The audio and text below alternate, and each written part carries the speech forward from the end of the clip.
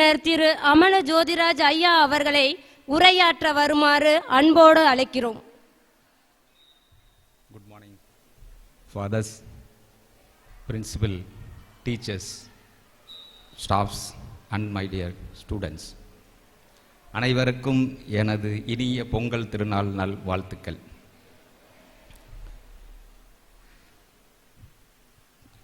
இன்னைக்கு ஃபாதர் என்னை இங்கே இன்வைட் பண்ணதில் எனக்கு உண்மையிலேயே ரொம்ப மகிழ்ச்சி. ஃபாதர் சொன்னார், இந்த பில்டிங் ஸ்டார்ட் பண்ணதிலிருந்து எனக்கு அதில் பங்கு இருக்குது அப்படின்ற மாதிரி சொன்னார் இந்த ஸ்கூலுக்கு.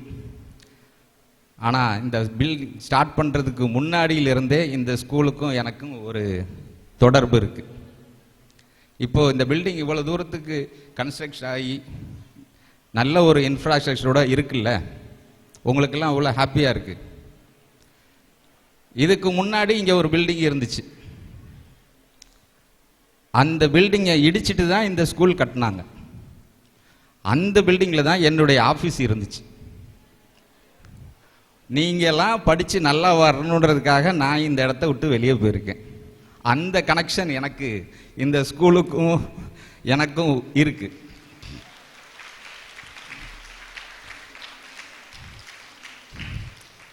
எனக்கு ஃபாதர் இன்வைட் பண்ணும்போது அப்போ எனக்கு ஒரு மாதிரி இருந்துச்சு, என்ன ஃபாதர் பேசணுமான்ட்டு. ஏதாவது பேசுங்கண்ணே அப்படின்னாரு.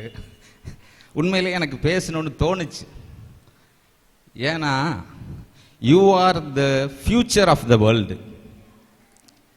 நீங்கள் தான் இந்த உலகத்தை மாற்றணும். சிங்கப்பூர் கேள்விப்பட்டிருக்கீங்கல்ல எல்லாரும், சிங்கப்பூர் கண்ட்ரி. சிங்கப்பூர்னு சொன்ன உடனே உங்களுக்கு என்ன ஞாபகம் வரும்? எல்லாருக்கும் என்ன ஞாபகம் வரும்? பியூட்டிஃபுல் கண்ட்ரின்னு ஞாபகம் வரும். அடுத்து முக்கியமானது டிசிப்ளின். கேள்விப்பட்டிருப்பீங்களா எல்லாரும், சிங்கப்பூரில் எச்சி கூட துப்ப முடியாது, அதுக்கு ஃபைன் போடுவாங்கன்றது. அது எப்படி நடந்தது அப்படின்னு யாருக்காவது தெரியுமா? இந்த டிசிப்ளின் எப்படி உண்டானுச்சுன்னு யாருக்காவது தெரியுமா? First prime minister of Singapore mister Lee அப்படின்னு ஆரம்பிக்கும், அதுக்கு எக்ஸ்ட்ரா அவங்க பேரெல்லாம் வருமா, யாவும் அப்படின்னு வருவோம். அவர் ஒரு ப்ராஜெக்ட் ஏற்படுத்தினார், 20 years ப்ராஜெக்ட். இந்த சிங்கப்பூரை இன்னைக்கு இருக்கிற மாதிரி ஆக்குறதுக்கு அவர் அன்னைக்கு ஏற்படுத்தின ப்ராஜெக்ட் 20 years ப்ராஜெக்ட். என்ன தெரியுமா செஞ்சார்? எல்லா எலிமெண்ட்ரி ஸ்கூல், பிரைமரி ஸ்கூல் டீச்சர்ஸ்கிட்ட போய் டிசிப்ளினை பற்றி அந்த ஸ்கூலில் ஸ்டார்ட் பண்ண சொன்னார். நம்ம எஜுகேஷன் சிஸ்டம் இல்லாமல் அடிஷ்னலாக நம்ம 20 வருஷத்துக்கு அப்புறம் அந்த ஃபியூச்சர் எப்படி இருக்க போகுது நம்ம சிங்கப்பூர் அப்படின்றத ஸ்டார்ட் பண்ணது பிரைமரி ஸ்கூல்லேருந்து தான் ஸ்டார்ட் பண்ணார். அப்படி தான் அந்த இது ஆரம்பிச்சது. ஒவ்வொரு வருஷமும் டீச்சர்ஸ் அந்த டிசிப்ளின்ஸை எக்ஸ்பிளைன் பண்ணிக்கிட்டே இருப்பாங்க. ஒவ்வொரு ஸ்டூடெண்ட்ஸுக்கும் ஒவ்வொரு இயரும் மாறிக்கிட்டே போயிடுச்சு. அந்த 20 வருஷத்துக்கு அப்புறம் இந்த ஸ்டூடெண்ட்ஸ் எல்லாம் அங்கே ஹை அஃபிஷியல் போஸ்ட்டில் ஜாயின் பண்ணாங்க. எல்லாரும் ஒவ்வொருத்தரும் ஐஏஎஸ், ஐபிஎஸ், இன்கம் டேக்ஸ், எல்லா ஒரு டிபார்ட்மெண்ட்லேயும் இந்த ஸ்டூடெண்ட்ஸ் தான் அங்கே ஃபைனலாக இருந்தாங்க. அவங்க எல்லாம் சேர்ந்து தான் இந்த டிசிப்ளினை கொண்டு பண்ணாங்க. அப்படி தான் சிங்கப்பூர் அவ்வளோ தூரத்துக்கு இதானுச்சு. நான் உண்மையிலே ஃபாதர் கரஸ்பாண்டன்ட் அப்படி தான் எதிர்பார்க்குறேன். இந்த ஸ்கூலில் எந்த அளவுக்கு டிசிப்ளினாக இப்போதைக்கு கொண்டு வந்துட்டுருக்காரு, அதுக்கு நீங்கள் எவ்வளோ இம்பார்ட்டன்ஸ் அப்படின்றத நான் பார்க்குறேன். Each students have an opportunity to shape your future in the ground. இதெல்லாம் ஒரு ட்ரைனிங் கிரவுண்ட். உங்களுடைய ஃபவுண்டேஷன் எந்த அளவுக்கு நீங்கள் அதை எதிர்கொண்டு வர்றீங்கன்றது தான் இருக்குது. ஸ்கூல் டைம் சில நேரத்தில் உங்களுக்கு ஒரு ரிப்பீட்டடாக ஒரு வேலையை செய்கிற மாதிரி இருக்கும். டெய்லி எக்ஸாம் வைக்கிறாங்க, டெய்லி அதையே படிக்கிறோம், டெய்லி ஒரே வேட்டை திரும்பி திரும்பி செய்கிற மாதிரி இருக்கும்ல. அது எல்லாம் ட்ரைனிங் தான். உங்களை ஷேப் பண்ணுறதுக்கு தான் அந்த இது நடக்குது. அதை நீங்கள் ஒரு நாள் ஹெசிடேட் பண்ணக்கூடாது.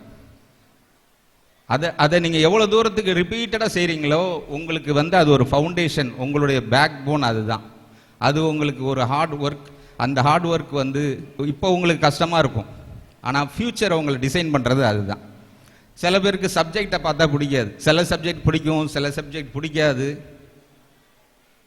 நானும் நினச்சிருக்கேன், என்னடா இத்தனை சப்ஜெக்டை படிக்க நான் படிக்கும் போதெல்லாம் நினச்சிருக்கேன், ஒரு மனுஷன் எவ்வளவு தான் படிப்பான், எல்லா சப்ஜெக்டையும் நம்மளே படிக்க சொல்கிறாங்க. ஆனால் அந்த டீச்சர்ஸ் மட்டும் அந்தந்த சப்ஜெக்ட்டுக்கு இருக்காங்க. நம்ம மட்டும் எப்படி எல்லாத்தையும் படிக்கிறது? இந்த டவுட் உங்களுக்குலாம் இருக்கான்னு தெரியல, எனக்கு இருந்திருக்கு. நான் படிக்கும் போது இருந்திருக்கு. எப்படி டீச்சர்ஸ் மட்டும் அவங்கவுங்க ஒவ்வொரு சப்ஜெக்ட்டுக்கு வராங்க, ஒவ்வொரு பீரியடும் ஒவ்வொரு டீச்சர் மாறி வர்றாங்க, ஆனால் நம்ம மட்டும் எல்லாத்தையும் படிக்கணுமே ஏன் அப்படின்ட்டு. அது சிம்பிள், அப்போதே எனக்கு புரியல. ஆனால் இப்போ அதுக்கு ஒரு சிம்பிளாக ஒரு விஷயம் சொல்கிறேன். நம்ம சாப்பிட்றோம்ல, சோறு போடுறோம், சாம்பார், ரசம், புளிக்குழம்பு, காய், அப்புறம் 2-3 காய், அப்பளம், ஊறுகாய், இது எல்லாமே சேர்த்து ஒரு ஒன்று மட்டும் நம்ம சாப்பிடலாமே. ஆனால் எல்லாத்தையும் எப்படி கரெக்டாக சாப்பிட்றோம்னு நமக்கு தெரியாது. அதாவது அது பாட்டு கை கரெக்டாக போயிட்டு இருக்கும், கரெக்டாக ஒவ்வொன்றையும் எடுத்து சாப்பிட்றோம்ல. அதே மாதிரி தான் எல்லா சப்ஜெக்டும் சேர்ந்து தான் நம்ம லைஃப்பை உண்டு பண்ணும். இப்போதைக்கு படிக்கிறதுக்கு உங்களுக்கு அது கஷ்டமாக தெரியும், ஆனால் அது கஷ்டம்னு நீங்கள் நினைக்காதீங்க. சப்ஜெக்ட் ஏன் கஷ்டம்னு நினைக்கணும்? இங்கே வந்ததே படிக்கிறதுக்கு தானே, லேர்ன் பண்ணுறதுக்கு தான் வந்திருக்கும். ஸோ தப்பு ஆயிருமோ, மிஸ்டேக் ஆயிருமோ அப்படிலாம் ஃபீல் பண்ணுறதுக்கு ஒன்றும் இல்லை. தப்பு செஞ்சு தான் நம்ம கற்றுக்க முடியும் எந்த விஷயத்தையுமே. எக்ஸ்பீரியன்ஸ் கம் ஃப்ரம் ஃபெயிலியர்ஸ் தான். Success is not a straight line. நிறைய தவறுகள் செஞ்சால் தான் சக்ஸஸ்க்கே வர முடியும். எடுத்தவுடனே டப்புன்னு நமக்கு ஈஸியாக இருக்கணும் அப்படின்னு நினைக்காதுங்க. ஹார்ட் ஒர்க் அதுதான் நமக்கு வந்து லைஃப் இஸ் அ சர்க்கிள். எல்லாமே ஈஸியாக கிடைக்காது, பட் ஆனால் எல்லாமே நமக்கு கிடைக்கும். எல்லாமே ரெண்டாக இருக்கும் நம்ம லைஃப்பில் பாருங்கள். Positive, negative, plus, minus, easy, hard work, எல்லாமே 2 இருக்கும்ல. அப்போது ஒன்று மட்டும் நம்ம கிடைக்கும் அப்படின்னு எதிர்பார்க்கறது கஷ்டம். அக்செப்ட், ரெண்டுமே நம்ம லைஃப்பில் இருக்கும். பாசிட்டிவும் இருக்கும், நெகட்டிவும் இருக்கும். ஈஸியாகவும் இருப்போம், நல்லாவும் இருப்போம், ஹார்ட் ஒர்க்கும் பண்ணணும். இது ரெண்டுமே நம்ம லைஃப்பில் இருக்கும். ஆனால் நம்ம கையில் ஒரு ஆப்பர்ச்சுனிட்டி இருக்குது. இது ரெண்டும் இல்லாமல் நம்மளால் இருக்க முடியாது. ரெண்டுமே மாறி மாறி தான் வந்துட்டு இருக்கும். ஆனால் அதை செலக்ட் பண்ணுற ஆப்ஷன் இருக்குது. ஒரு டைம் கஷ்டப்பட்டோம்னா இன்னொரு டைம் நல்லா இருப்போம். இப்போ நீங்கள் கஷ்டப்படுங்க, பின்னாடி நல்லா இருக்கலாம். இப்போ ஈஸியாக இருக்கணும்னு நினச்சிங்கன்னா பின்னாடி கஷ்டப்படலாம். அவ்வளோதான், சிம்பிள், வேற ஒன்றும் இல்லை. So choose. உங்களுக்கு ஆப்ஷன் கையில் இருக்கு, என்ன செய்யலாம் அப்படின்ட்டு. ஃபியூச்சர் உங்கள் கையில் இருக்கு. அந்த ஃபியூச்சரை பேஸ் பண்ணி இப்போ தெரியுமா, வேர்ல்டில் ஹையஸ்ட் சேலரி வாங்குற ஒருத்தர் யாருன்னு தெரியுமா? வேர்ல்டில் highest salary in the world ஒரு இந்தியன். ஒரு நாளைக்கு 48 கோடி வாங்குறார். அவர் தான் இப்போதைக்கு ஹையஸ்ட் சேலரி வாங்குற ஒரு சிஇஓ. யாருன்னா, இப்போ இந்த எலக்ட்ரிக் கார்ஸ் எல்லாம் வருதுல்ல, அதோட பேட்டரி தயாரிக்கிற கம்பெனியோட சிஇஓ. அவர் இந்தியன். நீங்கள் வித்தியாசமாக யோசிங்க, திங்க் டிஃபரண்ட். அதை நம்புங்க, உங்களை நம்புங்க. நீங்கள் உங்களை நம்புங்க. உங்களை நீங்கள் நம்பலைன்னா மற்றவங்க யார் எப்படி உங்களை நம்புவாங்க? அந்த ஸ்டேஜுக்கு நீங்கள் வர்றதுக்கு முயற்சி பண்ணுங்க. அதுக்குள்ள எல்லா பாசிபிலிட்டிஸும் இந்த ஸ்கூலில் உங்களுக்கு கொடுத்துருக்கு. நல்ல அட்மாஸ்பியர், இன்ஃப்ராஸ்ட்ரக்சர், நல்ல கரஸ்பாண்டன்ட் இருக்காரு, உங்களுக்கு எஜுகேஷன் பண்ணுற டீச்சர்ஸ் நல்லா இருக்காங்க. பட் இந்த ஸ்கூல் லைஃப் வந்து ஒரு ஜாலியான லைஃப். என்ஜாய் பண்ணுங்க லைஃப்பை. அதே நேரத்தில் இது ஒரு நமக்கு ட்ரைனிங் கொடுக்குற ஒரு, நம்மளுடைய ஃப்யூச்சருக்கு நம்மளை அடுத்த கட்டத்துக்கு நகர்த்தி போகிற ஒரு லேர்னிங் சென்டர்.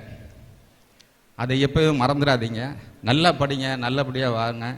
நானும் ஸ்டார்டிங்கில் ஒரு சிபிஎஸ்சி ஸ்கூலில் தான் படித்தேன். என்னுடைய எஜுகேஷன் ஸ்டார்ட் ஆனது ஒரு சிபிஎஸ்சி ஸ்கூல் பூனேயில். எங்கள் அப்பா ஒரு ஆர்மி கேப்டன்.